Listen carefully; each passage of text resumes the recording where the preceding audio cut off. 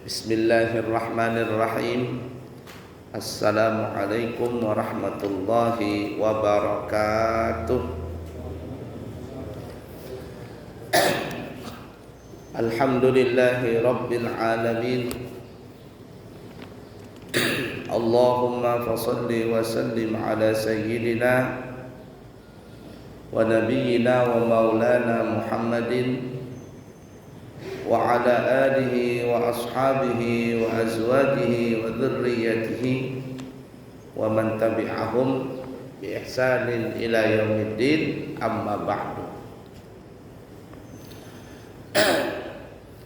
Pada pertemuan yang lalu kita membahas tentang masalah salat jamak takhir.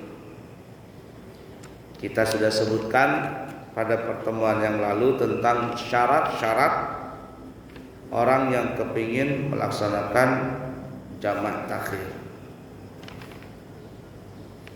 Maksudnya jamak takdim ya. Jamak takdim.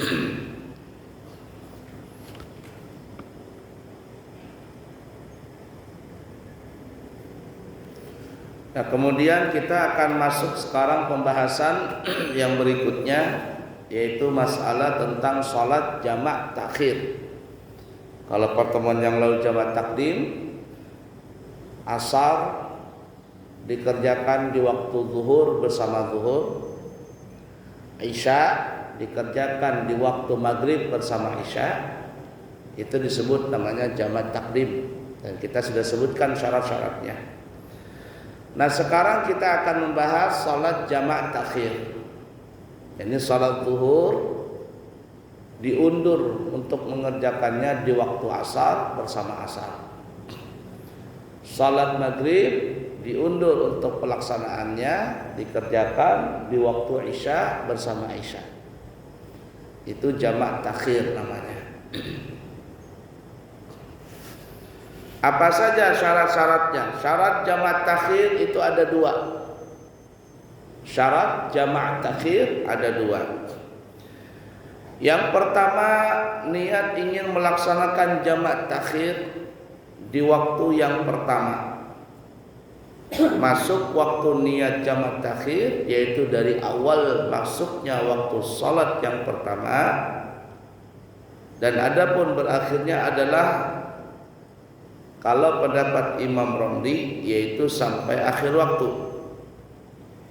Namun pendapatnya di akhir waktu salat yang pertama, sekira-kira dengan senggang waktu bisa melaksanakan salat fardu yang pertama. Dan adapun pendapatnya Imam Ibnu Hajar adalah sampai akhir waktu salat yang pertama, dengan sekira-kira senggang waktu bisa melaksanakan 1 rakaat salat saja.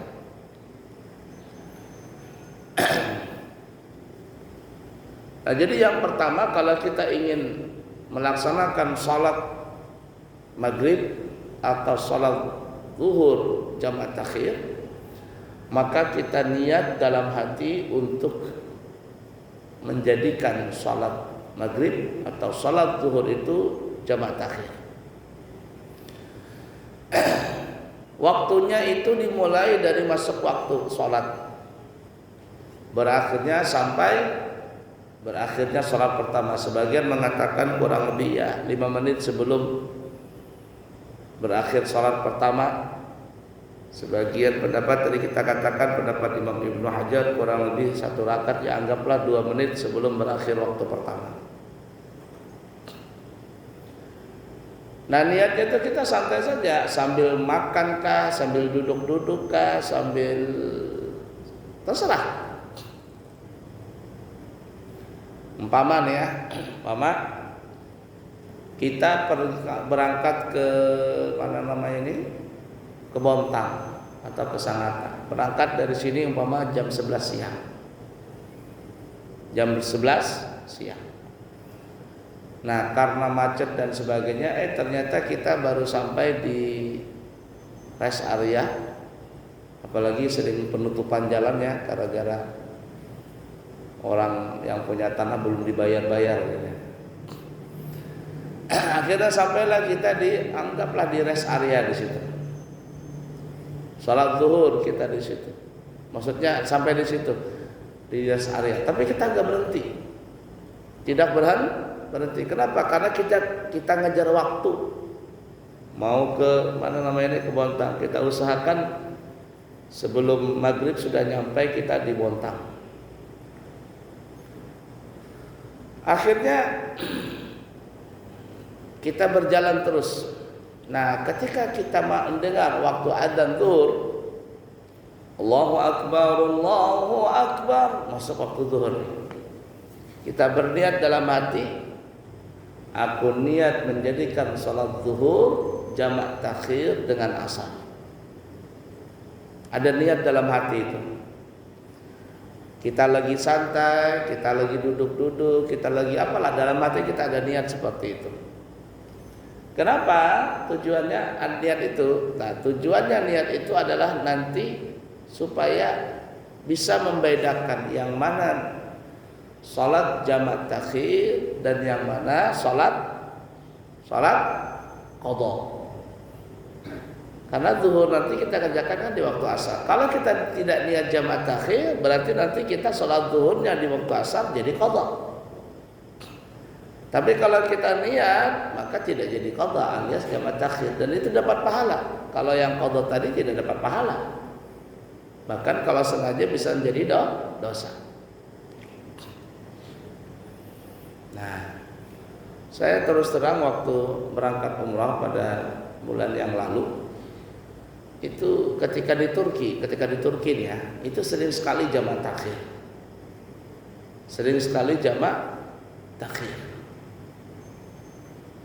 Karena kita terbentur dengan waktu, ya. Sedangkan yang kita kunjungi ini banyak. Nah, itu biasanya kita melaksanakan sholat zuhur jamak takhir. Bayangkan saja dari pagi kita sudah jalan mutar. Kemudian pemandunya ini nanti bilang kita akan makan siang di sini. Dan namanya di Turki banyak orang Eropa. Turki itu kan separohnya Eropa, separohnya Asia. Jadi serba makan gaya makan Eropa. Ya, tersiksa sekali kalau soal makanan kita di Turki itu. Karena tidak tahu tempatnya. Nah, nanti sudah mau dekat asar, sudah zuhur, baru kita kasih tahu kita akan pulang nanti ke hotel. Ya, kurang lebih jam 3 kah, jam berapa itu. Pokoknya sudah mau dekat asar atau mungkin setelah asar baru nyampe di hotel. Ketika dalam perjalanan ini kita setengah mati untuk melaksanakan sholat tadi karena terbentur dengan waktu dan macet dan sebagainya. Kemarin itu saya bilang sama jemaah kita sholat zuhur jamak takhir ke asar. Nah, setelah sampai di hotel, bersih-bersih badan semuanya kan ya, karena seharian kita jalan, kemudian salat zuhur dan asar, lalu jamak takhir. Habis itu istirahat sudah.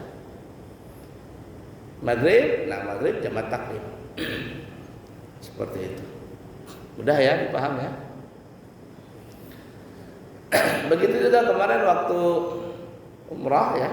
Pas berangkat dari Madinah menuju ke Mekah mau berumrah, itu bis ini sampai di tempat istirahat antara Mekah dengan Madinah itu belum masuk maghrib lagi, belum masuk waktu maghrib. Anggaplah kurang lebih 1 jam lagi di maghrib itu, atau 1 jam setengah lagi. Tidak ada salat maghrib, kita sudah salat zuhur dan asar jamak takdim waktu kita di Madinah. Kita tidak bisa melaksanakan salat maghrib karena belum masuk waktu maghrib. Jalanlah lagi kita. Nah, ketika sudah masuk di areal masuk Mekah, disitulah baru masuk waktu maghrib. Kita tidak bisa juga salat maghrib karena dalam mobil dan juga macet. Sampai akhirnya ketika seperti itu kondisi, kayak saya bilang sama jamaah, niat dalam hati kita sholat jamak takhir, sholat maghrib ini jamak takhir ke isya. Nah, sudah masing-masing niat jamaah takhir, nah, sampai akhirnya kita nyampe di hotel, itu baru bubar orang salat isya. Baru bubar salat isya. Nah, baru kita salat maghrib dan isya jamaah takhir. Nah, itu fungsi daripada niat tadi adalah apa? Supaya nanti bisa membedakan yang mana salat qadha dan yang mana salat jamak takhir. Kalau kita niat jamak takhir, maka kita mendapatkan pahala. Tapi kalau kita tidak niat jamak takhir, maka itu salat zuhur atau salat maghrib di waktu yang kedua menjadi salat qadha dan tidak dapat pahala. Mudah dipahami ya. Syarat yang kedua, keuduran perjalanan musafir tersebut terus berlanjut sampai berakhirnya salat yang kedua. Kalau seandainya sampai di kampung halamannya, sedangkan dia sudah sampai, sedangkan dia masih melaksanakan salat jamaah takhir, maka salat yang pertama itu menjadi salat qadha dan salat yang kedua menjadi salat tunai, dan dia tidak berdosa dan juga tidak makruh. Artinya selama perjalanan ini melaksanakan salat jamaah takhir, salat pertama zuhur umpama atau maghrib itu sampai berakhirnya salat yang kedua isya atau asar, itu semuanya di dalam perjalanan. Kalau sudah nyampe di rumah itu bukan jamaah takhir lagi, tapi namanya salat qadha. Maghribnya qadha, isyanya tunai. Zuhurnya qadha, asarnya tunai. Jadi mesti keduanya masih dalam perjalanan. Ada dulu jamaah saya di Regensi, setelah selesai saya pengajian, tiba-tiba dia datang dia bilang, "Guru, minta maaf nih, saya mau tanya, tadi malam itu saya sholat, saya Samarinda, tapi nggak sempat, ketika pulang nggak sempat sholat maghrib atau zuhur, terlupa ya. Akhirnya ketika sampai di rumah baru saya jamaah takhir. Gimana hukumnya?" Ya saya bilang kalau sudah sampai di rumah itu mah bukan sholat jamaah takhir namanya. Lalu namanya adalah sholat qadha. Sholat qadha. Nah, cuman kalau kita seandainya sengaja mengerjakan seperti itu, ya bisa mendapatkan dosa. Tapi kalau kita nggak sengaja, kondisinya mendesak, kondisinya memang tidak bisa lagi, umpama pakaian bernajis lah, atau kondisi keadaan macet dan sebagainya, nggak bisa apa-apa. Apalagi di jalan tol kan nggak bisa berhenti, kecuali di rest area. Yang terjadi selesai. Maka kita mengqadha salatnya nanti, tapi tidak berdosa dan juga tidak makruh. Tidak berdosa dan juga tidak makruh.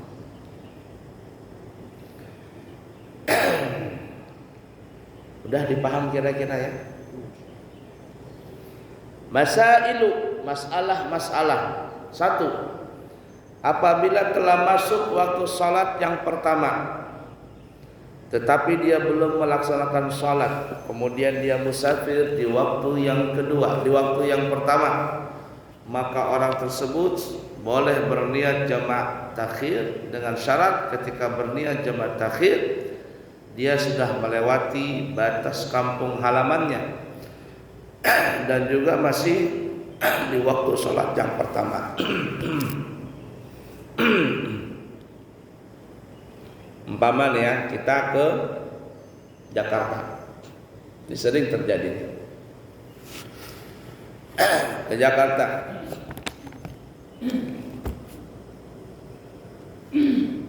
Waktu itu pesawat jam setengah 1 berangkat 12.30. Sedangkan zuhur sekarang jam berapa? Jam 12 lewat berapa? Nah, pokoknya segitulah.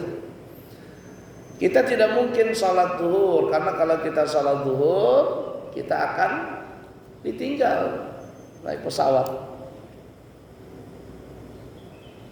Nah, umpama anggaplah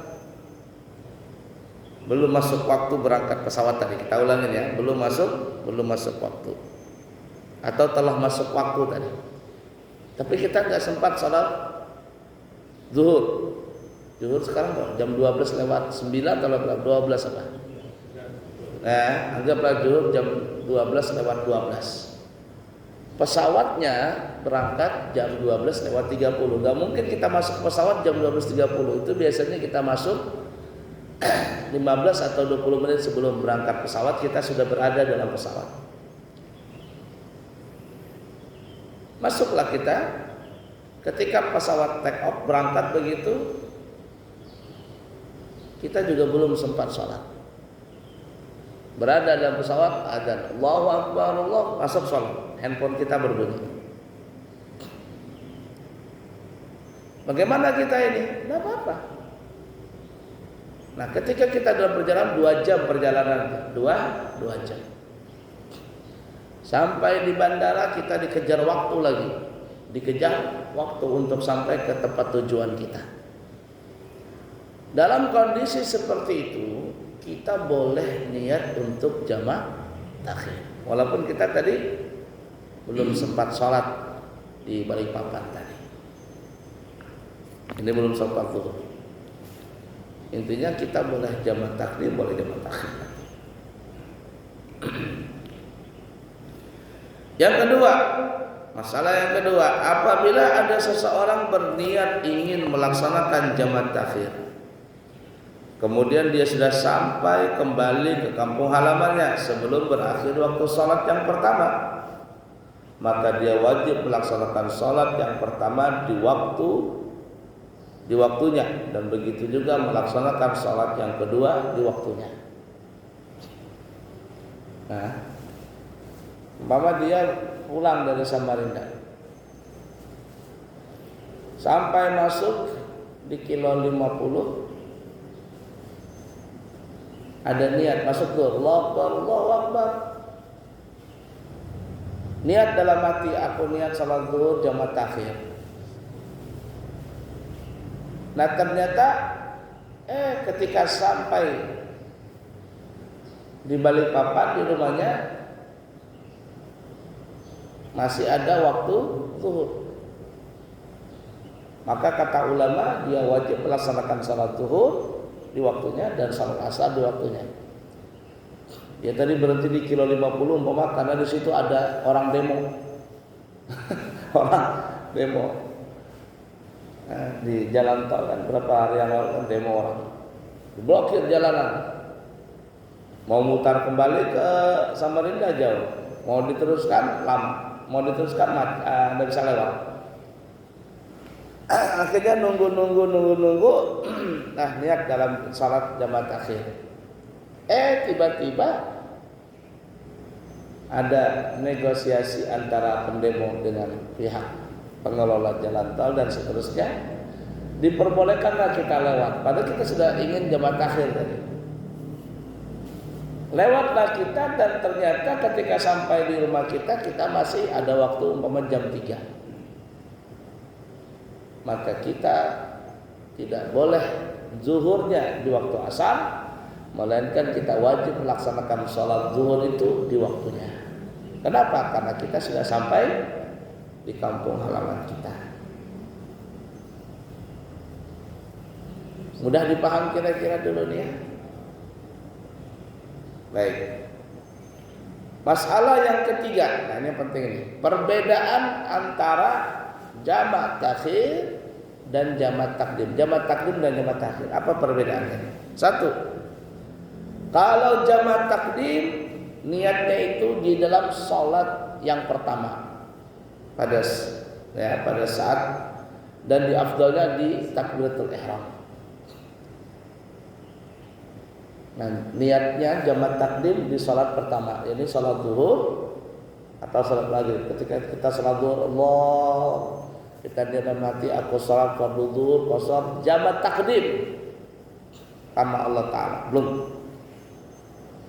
Nah, seperti itu. Maghrib kita, aku niat salat fardhu maghrib jamak takdim qasar jamak takdim fardhu karena Allah Ta'ala. Boleh seperti itu, boleh. Dan memang seperti itu caranya. Niatnya di salat pertama. Tapi kalau jamak takhir, niatnya bukan dalam salat, tapi niat ingin jamak takhir itu di waktu salat yang pertama. Ini di waktu pertama. Tetapi bukan dalam keadaan salat, lagi santai begitu. Lagi duduk di mobil, lagi makan, masuk zuhur. Kita enggak salat zuhur. Niat dalam hati, aku niat sholat zuhur ini nanti dikerjakan di waktu asar. Ini niat sholat zuhur jamak takhir. Kita santai sholat zuhur, nggak sholat sampai masuk asar, nanti kita nggak sholat. Nah, setelah kita berada di satu daerah, lalu kita sholat zuhur dan asar jamak takhir.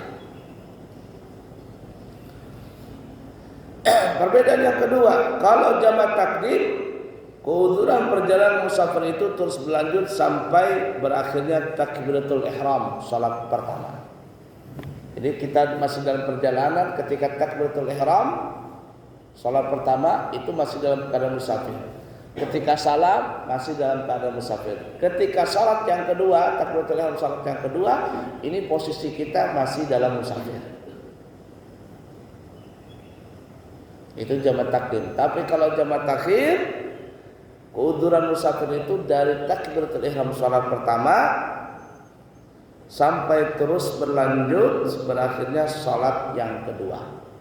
Ini salat pertama dan salat kedua itu semuanya kita masih dalam keadaan musafir. Kalau seandainya sudah nyampe di rumah, itu mah bukan jamak takhir namanya, menjadi qadha ya. Yang ketiga perbedaannya, kalau jamak takdim wajib salatnya berturut-turut. yakni salat zuhur lebih dahulu lalu salat asar. Itu kalau jamak takdim begitu. Dan begitu juga salat maghrib lebih dahulu lalu salat isya, tidak boleh terbolak-balik. Tapi kalau jamak takhir sunnahnya zuhur dulu baru asar, maghrib dulu baru isya. Tapi boleh juga kata ulama isya dulu baru maghrib, asar dulu baru zuhur, boleh. Ini pernah saya lakukan beberapa kali waktu musafir, bawa rombongan begitu. Sampailah waktu asar, kita sudah niat jamak takhir, kita niat jamak takhir, nggak berhenti kita di waktu pertama. Sampai di satu masjid, ternyata orang lagi salat asar, atau umpama lagi salat isya. Saya bilang kita ikut jamaah sama orang masjid, melaksanakan salat asar atau salat isya dengan orang kampung. Nah, setelah salat isya, setelah salat asar, kita mundur ke belakang. Lalu kita melaksanakan sholat zuhur atau melaksanakan sholat maghrib. Boleh seperti itu. Kalau jamak takhir. Kenapa boleh? Karena yang memiliki, yang menguasai waktu kedua adalah asar. Karena yang memiliki dan menguasai waktu kedua adalah isya. Cuman afdalnya memang sunnahnya maghrib dulu baru isya, zuhur dulu baru asar. Itu kalau kita ingin jamak takhir. Tapi kalau jamak takdim tidak boleh, mesti berturut-turut. Zuhur dulu, lalu asar, maghrib dulu, lalu isya. Mudah dipaham ya? Seperti itu. Kemudian perbedaan yang keempat, kalau jamak takdim setelah selesai salat yang pertama langsung disambung salat kedua. Langsung disambung salat kedua. Selesai maghrib, assalamualaikum warahmatullah, assalamualaikum warahmatullah, langsung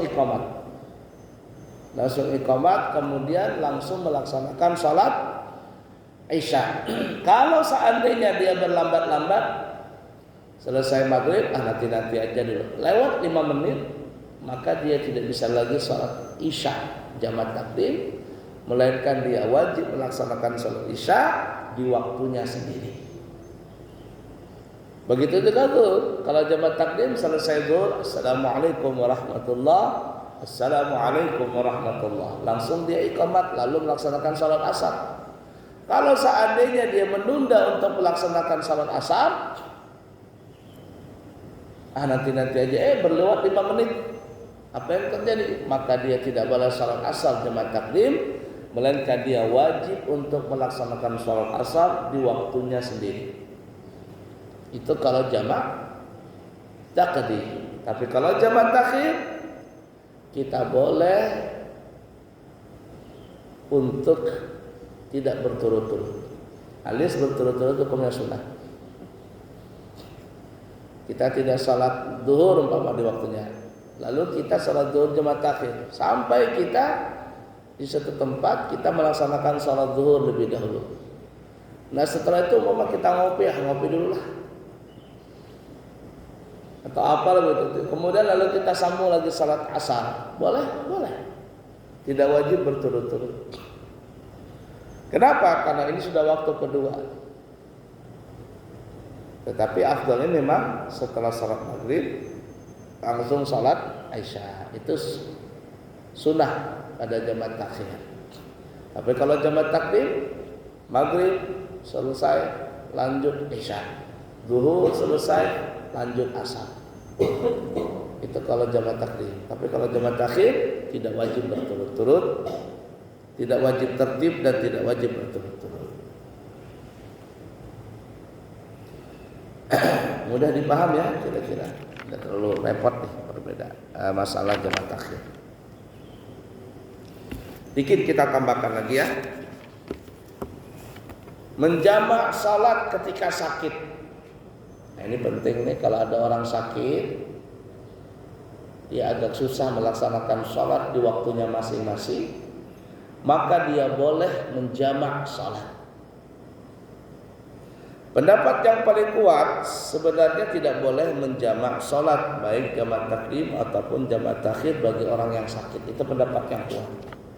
Makanya kalau seandainya memang tidak bisa melaksanakan salat di waktunya masing-masing bagi orang yang sakit, dan juga kepingin keluar dari beda pendapat, karena ada ulama mengatakan kalau orang sakit tidak boleh jamaah takdim atau jamaah takhir, maka kata ulama sebaiknya kita melaksanakan suatu namanya jamaah sunnah.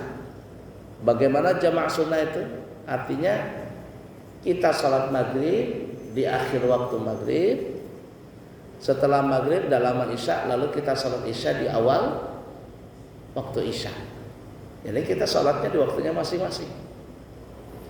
Salat zuhur begitu juga. Kita tidak salat zuhur di awal waktu, tapi ketika sudah mau berakhir waktu zuhur kurang lebih 1/4 jam, baru kita salat zuhur di akhir waktu zuhur.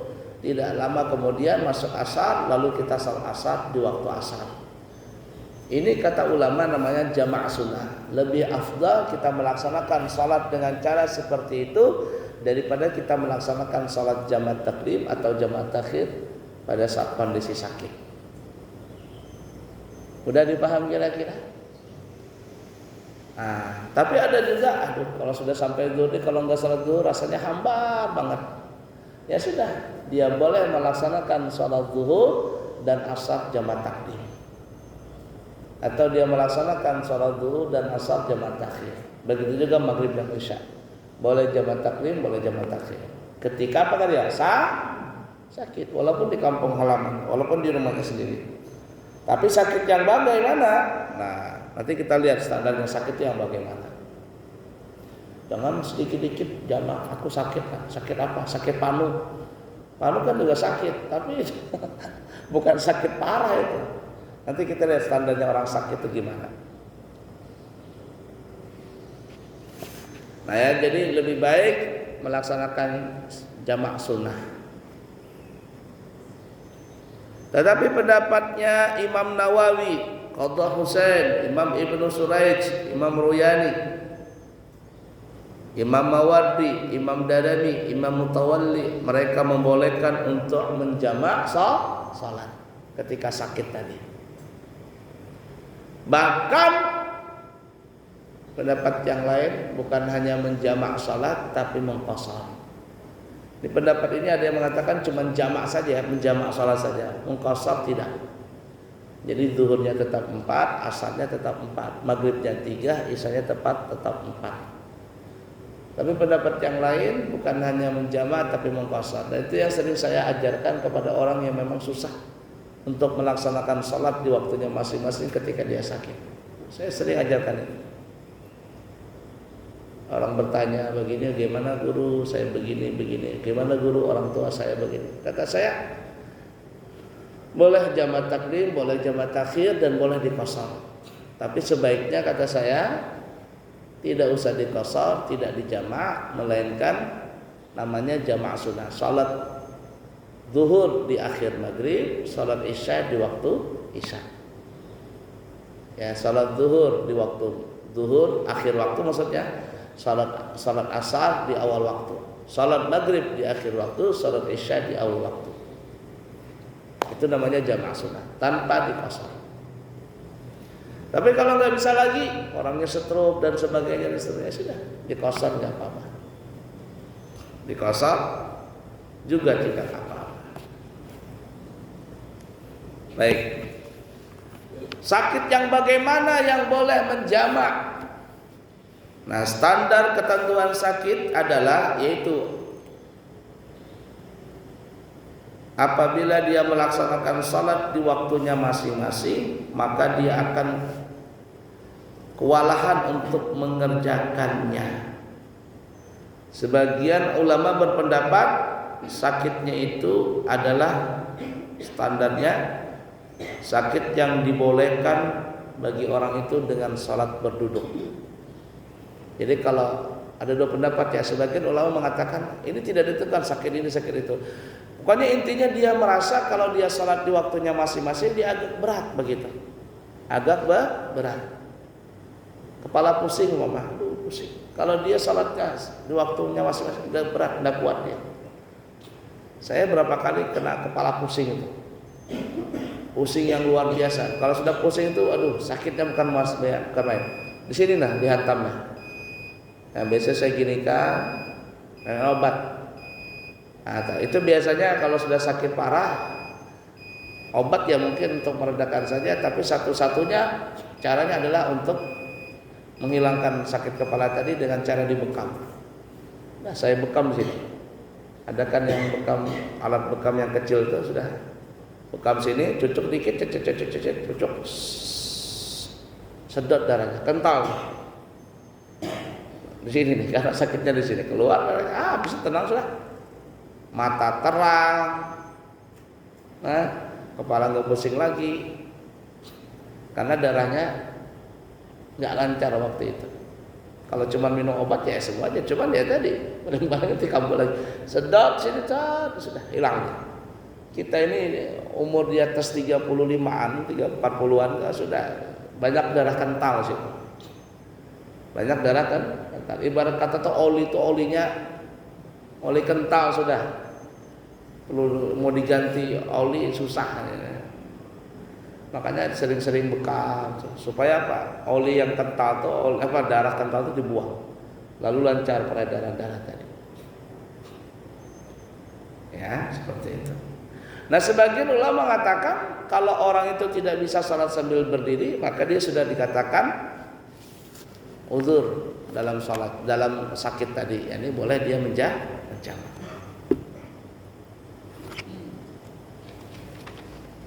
Jadi kembali berat atau ringannya sakit itu kepada orang yang merasa sakit tadi. Kalau dia merasa berat untuk salat di waktunya, ya sudah boleh dia menjamak. Ya, boleh dia menjamak. Tapi kalau dia merasa tidak berat, sakitnya masih bertahan, maka wajib dia salatnya di waktunya masing-masing. Udah dipaham kira-kira? Baik. Ada pertanyaan? Nggak ada ya? Cukup sekian dulu, nanti insya Allah kita sambung. Coba ingat ya sebelum kita akhiri, ini perhatikan ya, selain daripada ini pendapat yang kuat itu tidak menjamak. Gara-gara nonton sepak bola jamak umpama. Apalagi qadha subuhnya. Apa tadi subuh pertandingan tuh? Saya lewat tuh masih orang nonton sepak bola di mana-mana gitu. Kata saya ini subuhnya bablas ini. Baru setengah main, mau salat subuh tanggung. Saking khusyuknya begitu. Nonton sepak bola Piala Dunia.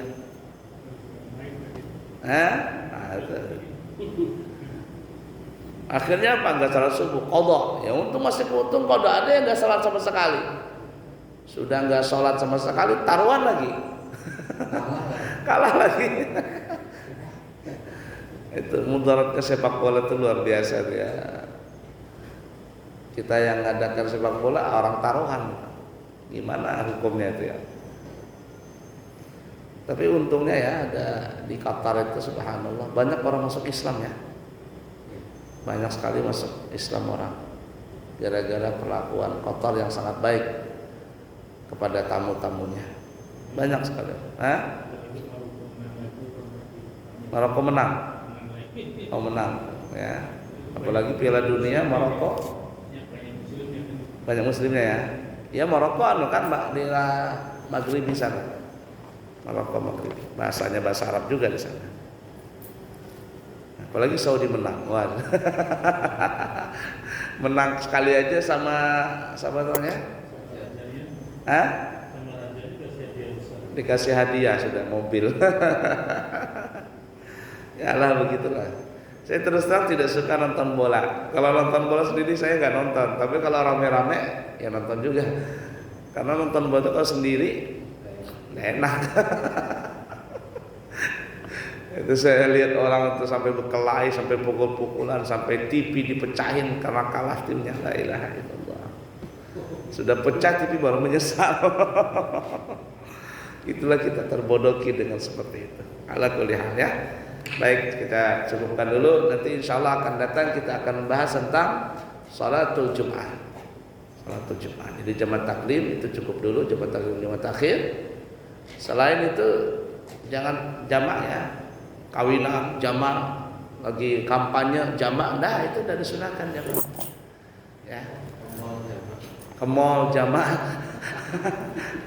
Pramuka jamak terus.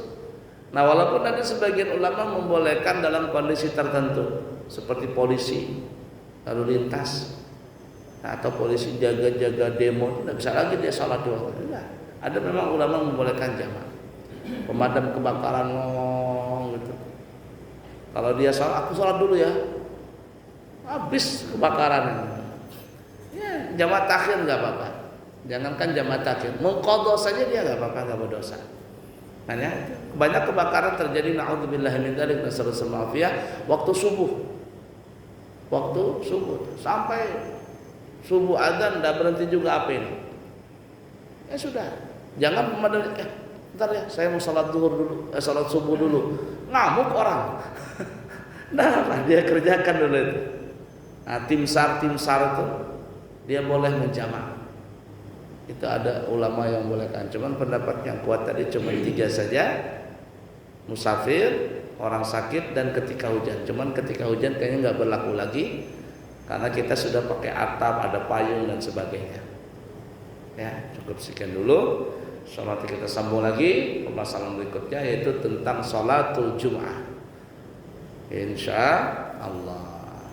Subhanakallahumma wa bihamdika asyhadu an la ilaha illa anta astaghfiruka wa atubu ilaik. Wa akhirul kalam wassalamu alaikum warahmatullahi wabarakatuh.